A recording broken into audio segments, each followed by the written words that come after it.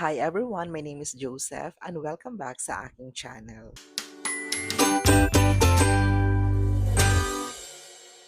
Sa iyong pagpasa sa board exam, especially the licensure examination for teachers, makakatanggap ka ng ganitong PIN na nagpapatunay na ikaw ay ganap ng professional teacher ng Pilipinas. Sa video na ito, tatalakayin natin yung bawat symbolism ng kulay sa PIN.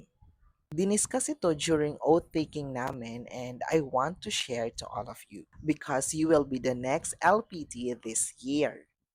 Ang bawat information na inyong makukuha sa video na ito ay nakabase lamang sa aking naging experience. Ang bawat kulay ay siyang batayan kung ano nga ba ang pagiging isang guro.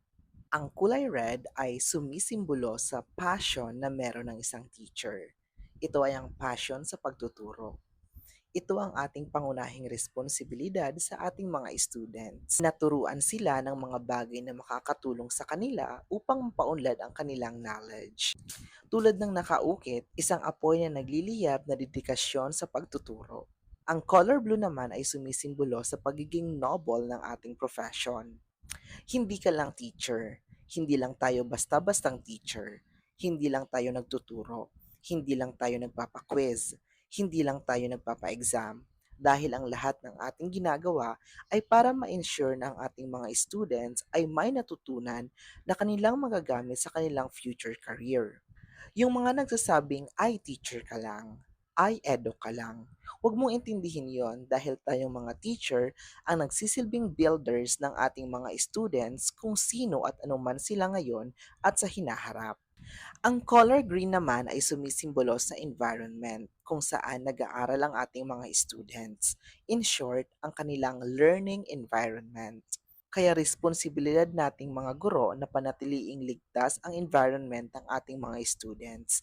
Sabi pa nga nila, a child-friendly environment. At ang huling color ay white. Sumisimbolo naman ito sa purity ng ating profession. As a teacher, kailangan nating maging good model sa ating mga students. Maging fair tayo sa lahat ng ating mga ginagawa para sa kanila.